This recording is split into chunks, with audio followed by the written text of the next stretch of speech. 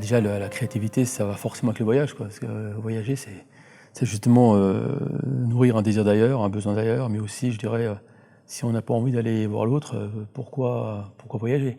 Donc Nicolas Bouvier, qui était un des papes de tous les écrivains voyageurs, disait bien ça, hein, il disait souvent que le voyage ne bah, voilà, non seulement il nous défait, quoi, mais je veux dire, moi je dis souvent, j'aime bien rajouter, comment dire, il nous refait aussi, hein, donc à un moment donné, sans oublier que l'époque, même je sais pas, même Nouvelles Frontières par exemple avait dit partir c'est pour voyager, c'est partir pour mieux revenir.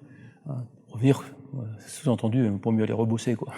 Donc voilà, donc je pense que quelque part il faut être créatif, y compris pour se recharger les batteries. Hein. Donc c'est à la fois quand on est dans l'acte du voyage, mais aussi il y a l'avant et il y a l'après. Il y a le fantasme du voyage, puis il y a le souvenir du voyage.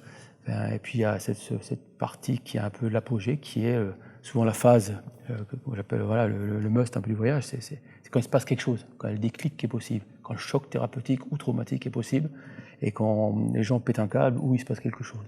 Moi, ça m'est arrivé d'emmener des gens, une profession libérale, par exemple, des gens qui ont plein de thunes pour aller vite, qui en fait cherchent chez des chamans ou voilà, chez les papous, dans des endroits un peu comme ça, pour qu'il se passe quelque chose. J'ai aussi emmené des artistes, par exemple, pour qu'ils aient nouveau, des gens de chez Hermès, par exemple, pour qu'ils aient nouveau parce qu'ils sont un peu en creux de la créativité, peut-être, justement, et qu'à un moment donné, il se passe quelque chose. Donc le voyage, ça nourrit tout cela, évidemment, et ça nourrit évidemment les poètes, les peintres et les écrivains. Et voilà, et je pense qu'on est tous un peu comme ça. Enfin, vous et moi, on a parfois besoin de partir pour essayer d'avoir de nouvelles inspirations. Par exemple, en Union soviétique de Gide, hein, qui avait remis en place complètement les présupposés des révolutionnaires, des marxistes, lénistes, qui étaient un peu avec des œillères, quoi, à l'époque stalinienne. Mais après aussi, on le voit avec le transsibérien, donc c'est intéressant, le fantasme du transsibérien. Donc ça va de Ségalène jusqu'à, je ne sais pas, Sylvain Tesson ou d'autres gens, et on peut voir comment le transsibérien, chacun qui a pu prendre le transsibérien a une histoire particulière, surtout si c'était dans des périodes creuses, spéciales, quoi. Je pense que le voyage, si on n'a pas cette capacité d'émerveillement qui nous taraude, c'est pas la peine, on peut rester à la maison, quoi. Et puis je pense qu'à un moment donné, ce qui m'intéresse beaucoup dans le voyage, c'est une école, je dirais, un apprentissage de la liberté, qui me paraît fondamental, mais aussi, je dirais, de ces quelques vertus qui aujourd'hui ont tendance à disparaître, comme le courage, comme la prise de risque, par exemple, hein, c'est qu'on ne peut pas avoir un truc si on ne prend pas de risque. Hein. Le courage, ça permet tout simplement c'est de nouvelles formes, d'une certaine manière, de rite de passage. Hein. Donc, c'est vrai qu'une jeunesse occidentale un peu trop gâtée, et puis etc., un peu trop conformiste, normée et confortablement installée, je dirais, elle a du mal à aller vers ces horizons-là. D'où le problème qu'on peut avoir avec des nomades, hein, que ce soit des Roms ou des migrants, par exemple, mais aussi dans toutes les problématiques qu'on peut avoir, comme le repli communautariste, par exemple. Hein. Donc on est toujours de mieux en mieux avec les gens qui nous ressemblent. Donc ça, c'est pas l'esprit du voyage, justement. Et Kenneth White, qui parle de géopolitique, par exemple, a beaucoup évoqué ce genre de problème. Et moi, comme anthropologue, évidemment, ce qui m'intéresse, c'est se frotter à l'ailleurs, hein, c'est-à-dire se frotter aussi aux autres. Et c'est ça, c'est être, je dirais, déstabilisé par le rapport à l'autre et pas forcément conforté.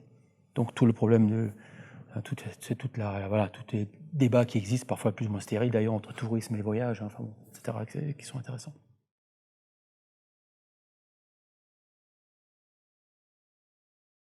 C'est intéressant parce que le sédentaire, c'est toujours quelqu'un qui est deux quelque part, alors que le nomade, il est quelque part. Donc c'est intéressant, c'est qu'à un moment donné, la frontière, elle est finalement assez floue. Hein. C'est qu'à un moment donné, on peut passer de l'autre côté, quoi, entre sédentaire et nomade. Et je veux dire, voilà, je pense que ce qui est intéressant, c'est de réfléchir à la rencontre, en fait, tout simplement. Hein. Et il n'y a pas de rencontre sans respect. Donc, moi, un des mots je trouvais quand même un beau mot, je trouve, c'est le mot respect, parce que c'est quand même quelque chose qui de plus en plus est mis à mal.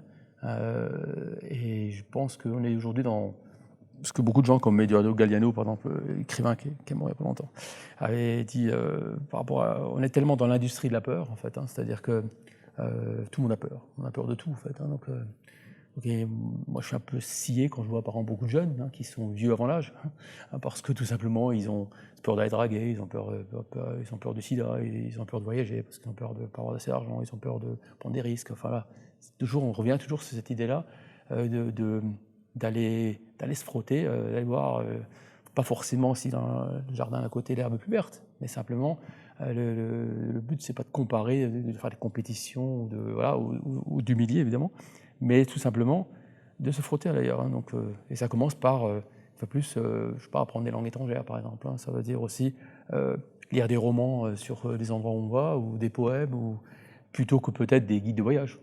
Là aussi c'est intéressant, c'est que parce que même le patron de Lonely Planet à un moment disait qu'il est obligé maintenant d'intervenir pour montrer que n'allez pas tous sur les endroits où on vous dit d'aller.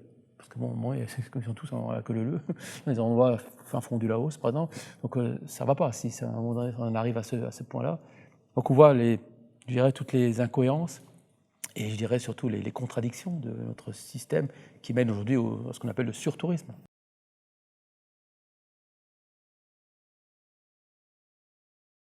Le voyage, ça ouvre l'esprit, quoi. Je dirais comme dirait Pierre Desproges, l'ouverture d'esprit, c'est pas une fracture du crâne, quoi. Et donc quelque part, ce qui est quand même intéressant, c'est par rapport à l'identité, c'est que moi, par exemple, je sais pas, mon père orphelin, je sais pas trop d'où il vient, mais je pense que je suis allemand, quoi. Donc partout, quand je commence une conférence, je dis que je suis franco-allemand. Ça, c'est pour casser l'ambiance en général. Ensuite, j'essaie de montrer que je suis européen. Et puis, parfois, je me fais accuser de type qui est, je suis pas anti-français, ou je suis pas assez patriote, ou etc. Mais c'est vrai que je me retrouve quand même parfois, je passe à Singapour, faire une conférence, et puis représenter la France, quoi. Donc à un moment donné, c'est quand même toujours le fait que je suis 8 mois à peu près par an à l'étranger, c'est que je vois comment j'arrête pas de représenter la France, quoi. Et quelque part, je suis très fier d'être français, je suis très content d'être français. Même s'ils me font assez honte, souvent quand je les rencontre quelque part, mais ça c'est un autre problème. Mais je veux dire, au niveau de ce qui est quand même intéressant, c'est de voir qu'est-ce que ça veut dire. Mais je vois pas pourquoi je dois faire l'apologie de la France quand je suis au fin fond de la France, quoi. Enfin, je n'en ai pas besoin. À la limite, et donc c'est intéressant de voir ce rapport qu'on a avec l'éloignement, je dirais, le dépaysement aussi quelque part. C'est-à-dire qu'à un moment donné, qu'est-ce que ça veut dire parce qu'on peut très bien être en même temps. Moi, je suis beaucoup écrit sur la multi-identité.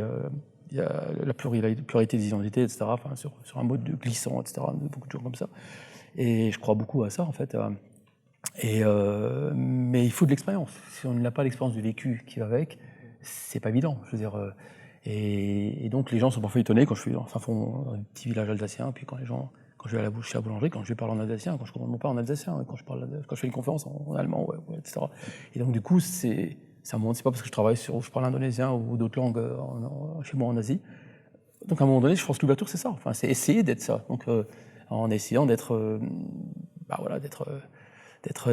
d'arriver à être flexible dans le bon sens du terme, et puis de se montrer. Je pense qu'aussi c'est le rapport à l'humilité qui me paraît important, c'est d'être plus à l'écoute que de parler, d'essayer d'être un peu humble et de se mettre à l'écoute du bruit du monde, quoi, tout simplement, et pas être donneur de leçons, c'est vrai que là on parle beaucoup du numérique et tout. Moi, je suis plutôt très critique et réfractaire par rapport à cet univers-là, cette révolution qui pour moi n'en est pas une, et qui évite toute révolution politique finalement. Donc en fait à un moment donné, ce que je trouve intéressant, et je le vois beaucoup avec le regard de l'Asie, quoi. Quand je viens ici, par rapport à la créativité aussi, c'est que j'aime bien analyser les nouveaux start-upers, enfin voilà, les hipsters qui font des sortes de hubs en Asie du Sud-Est et qui sont installés avec leur MacBook, et j'aime bien observer leur comportement, leur mode de fonctionnement, et notamment toutes les formes de néocolonialisme, par exemple, qui se mettent en place via le numérique et via cette nouvelle forme, tout simplement, de domination, que je trouve très intéressante et très, très inquiétante. Mais après, mon travail, c'est pas de dire que c'est rose, quoi. C'est plutôt d'essayer de critiquer, de gratter là où ça fait mal, quoi.